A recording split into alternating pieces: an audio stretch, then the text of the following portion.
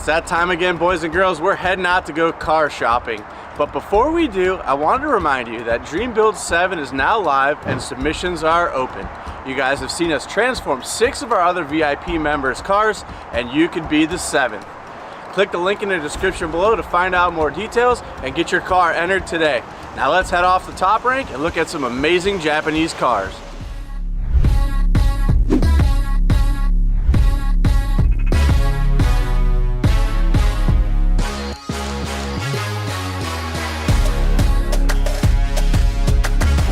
We just walked in the yard and I've already seen a vehicle that I think needs to become part of the collection at Throtl. Ricky, you need this car in your life. This is a Honda City Cabriolet. I didn't even know cabs existed in the city. This was the car you guys may know, like the Moto Compos from Honda. There's a little motorcycle, right?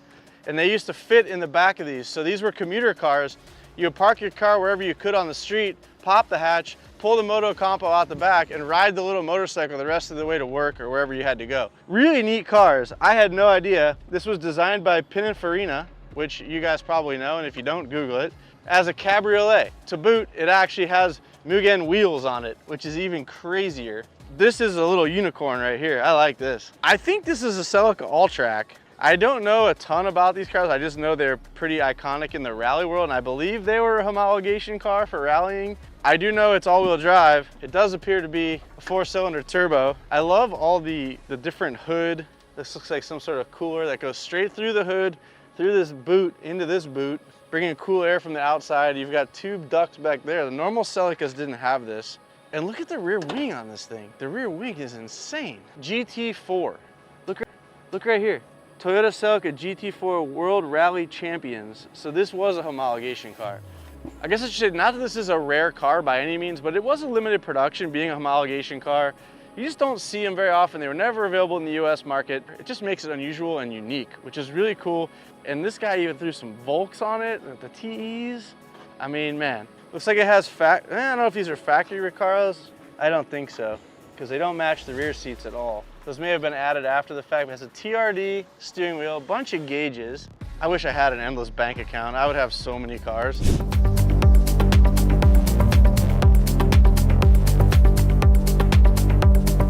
All right, well, we couldn't be here at Top Rank without at least showing you guys what a Built by Legends Skyline looks like.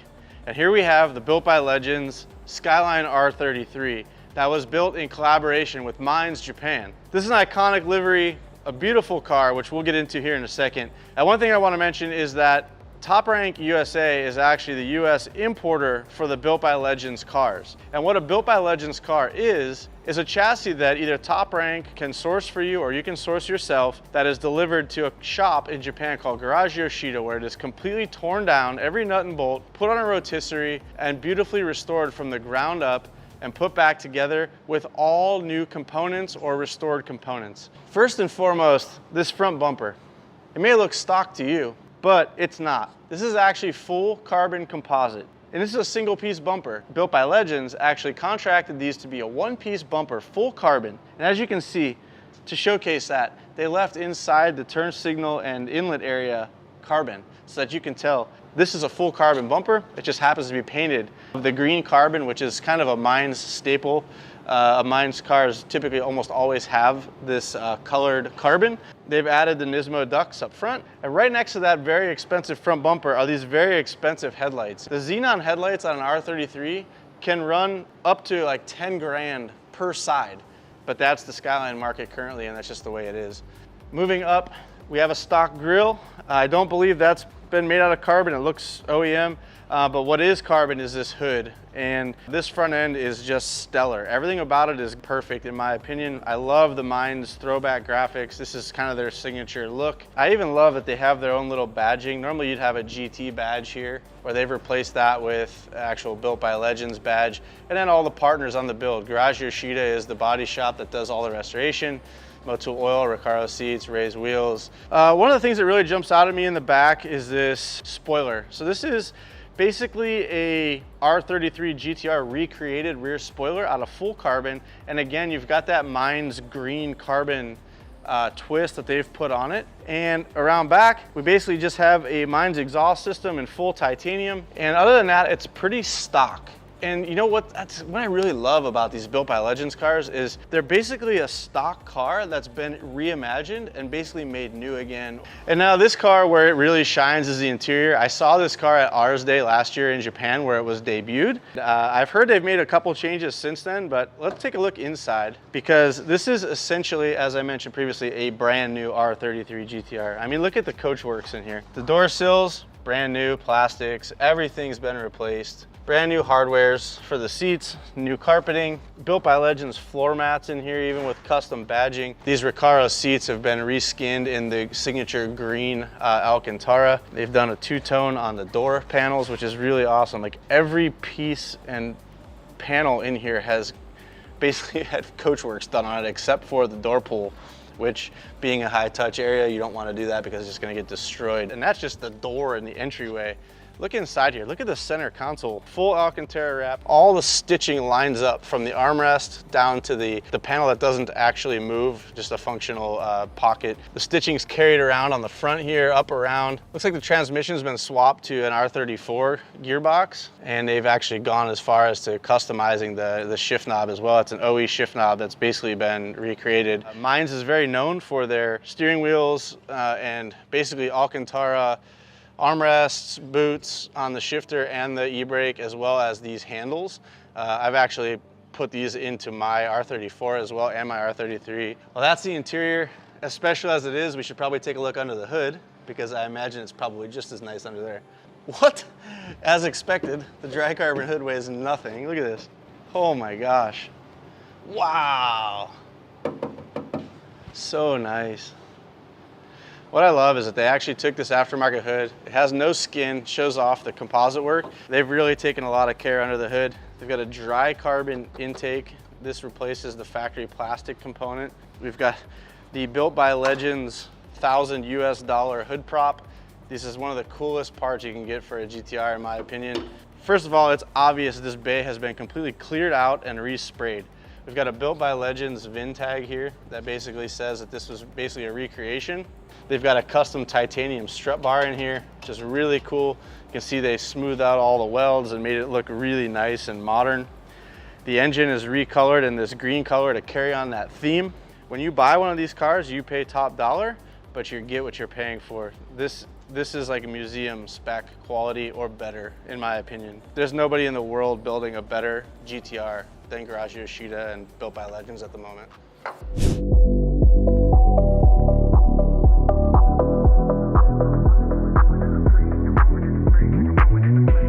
All right, next up on the list of cars to show you guys here at Top Rank Importers is this awesome 1998 Mitsubishi Lancer Evo 5.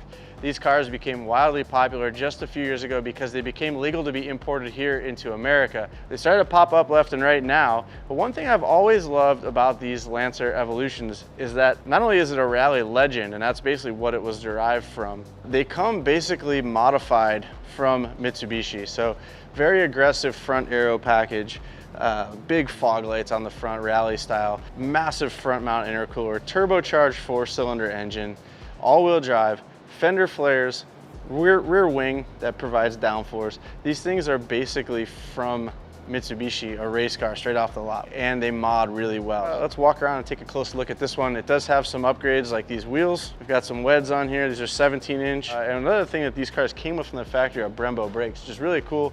Lancer Evos always had Brembos. Inside, they also came factory with Recaro seats, which is really neat. And then they trimmed the interior panels out, the door cards and stuff like that, with the same material that was on the Recaro seats. Evos are very practical because they are a 4-door, has a full-size back seat. I'm 6 feet tall, and I fit in here quite nicely, actually. I could road trip in this car, no problem. Lots of headroom, plenty of legroom. I notice it does have an exhaust on it. Actually, that's a factory exhaust. That's how good these cars are. That is actually a factory exhaust. It sounds amazing and it looks really good too. I love the wing on these. I've always loved how it has the peak in the center and it reaches all the way up to here. It's hard to tell on this black car, but the wing actually is massive on these cars. It has an aluminum center blade and a FRP outers. So it's actually a 1, 2, 3, 4-piece wing. Pretty nuts. This one also came with the factory Momo steering wheel, like a lot of these 90s and early 2000s Japanese cars had airbag Momo wheels. Very cool. One thing I've noticed right away is the 4G63 engine. This is a very iconic valve cover and shape for these 4-cylinder turbos. Turbo sits here and airbox is over here. This is some kind of aftermarket airbox. It looks really cool. Very nice aluminum welds. Little blow-off valve here from BR Racing, which is a known Skyline builder, so I'm not sure. Universal line of blow-off valves apparently was available at some point. I see the factory blow-off recirc valve here is capped off as well, so when you boost this thing, you're gonna hear the whoosh, whoosh. Definitely simple, very effective package. This is definitely high on my list of cars to own one day, but let's check out the next car.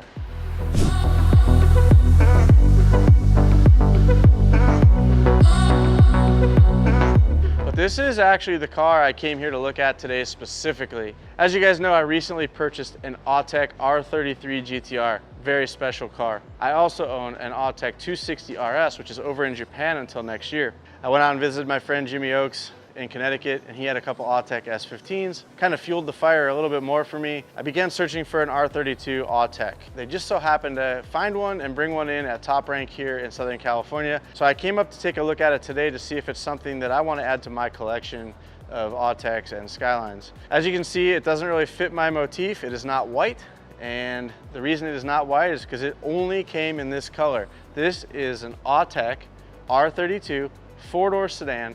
It only came in this green color, and this car was created as a nod to the creator or the inventor of this Skyline when he worked at Prince, Shinichiro Sakurai.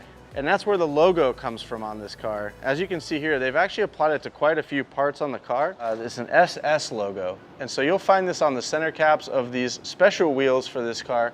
I know they look like GTR wheels, but I promise you they're not. They are a variation of that, made specifically for this Autech version R32. One of the other things you'll notice is it doesn't look like a GTR in the front, and that's because it's not a GTR. It wasn't meant to be a GTR. It has its own front bumper that the styling characteristics are quite different. It's more like a GTST.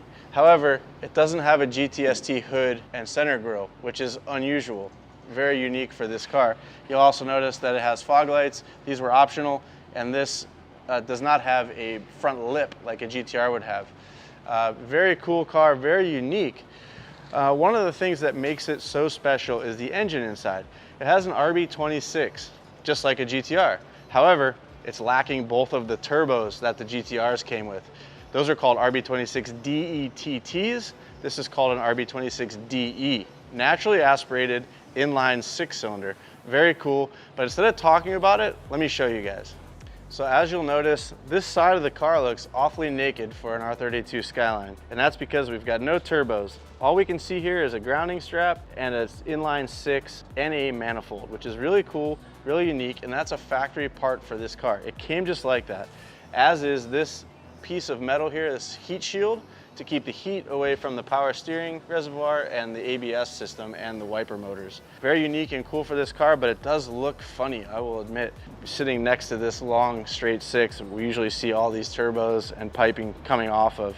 It's very neat to see it in this form. One of the other things that's really cool about this is the intake manifold. It shares a lot of similarities with the RB26 DET. However, it does have a little bit of a different shape to it. It has a Tuned by Autech badge on it with the SS logo that we saw on the wheels previously.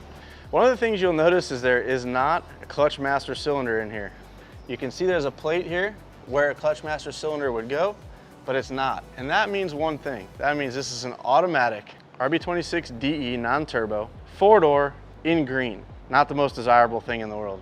What makes it interesting to me is they only made 201 of these cars worldwide. That's all that was ever produced, 201, making this very rare, very unique. So we'll walk around real quick. It does vary quite a bit from the 2-door coupe GTR. The seats are GTS seats. As you can see, it has a slush box automatic in it, leather wrapped handle, which is pretty cool. This car has 4 doors, but as you guys know, I have an R33 4-door Autech, so 4 doors is okay with me. Plenty of room in the back seat to put your friends, which is nice as well. One of the things I love about this car is this rear kind of blind thing. It's like sort of a sunshade.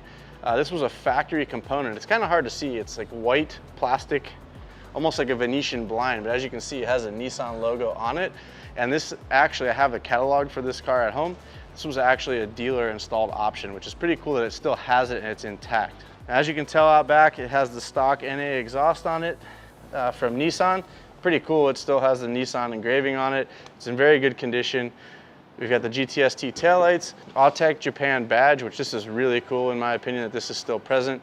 I do know that from looking at this bumper has been resprayed and that's been reapplied, which is cool that it still has that. Because a lot of times when a respray happens, you don't get all those badges back. This one also has the Skyline 26 badge. This is a pretty unique badge as well. Being it is a 2.6 liter inline six, it still carries a 2.6 badge, just doesn't have turbos. Now there is one funky thing about this car that is my main pet peeve, and that's up front. Let's go check it out. After talking to Tamura-san, who is a representative for Nissan, I've gotten to know him pretty well over the years through my friends here at Top Rank. And this was actually his first project that he ever did when he was hired by Nissan, which makes this car a little bit more special to me with him being my friend. And he explained to me that when these cars were new from the factory, we'll pop it up on the screen here, but there used to be an SS logo right here below this passenger side headlight, right in this flat section. Now this car has had this bumper resprayed, and that logo is no longer present. And for me, that's tough because that's one of the defining characteristics of this car. And the story that Mr. Tamura told us was that Nissan actually spent $1 million picking out this paint because they wanted a paint with a metallic flake in it that was magnetic. And so they made a stencil of some sort. After they sprayed the paint, they put the stencil over it and they dragged a magnet over it, and it created this sort of 3D effect with the SS logo and basically left it on the bumper to dry. Man, is that a cool touch and a cool story to go along with a really neat car. And the fact that that's not present, it really just guts me. So if this car does end up in my collection, I think I'm gonna have to find a way to either recreate that. Maybe Mr. Tamura and I can recreate it together. Maybe a fun video for us to create. Right, all that said, I've got some decisions to make here. You know, if we wanted a Built by Legends car, we could have one. We need to order it. We'd need to source a chassis, which is actually part of the fun would be finding a good chassis to have sent over to Garage Yoshida in Japan and have the boys at Built by Legends actually put their touch on it for us. Or we could simply just go with the Land Evo 5, which is pretty cool in and of its own right. Or I could lean towards the Autech, which is something that I've already leaned into pretty hard. I've already got a couple of them in the fleet, and this would kind of help round out my personal collection of Autechs. So I need some time to think about this. Until I have a time to make a decision, I want to showcase this certain R32 to you guys that you might recognize. It's still here at Top Rank Importers. This is a car that we built on the channel. You may be familiar with it. If you're not, check out the playlist. This car is pretty epic. Let me pull it out and show you guys.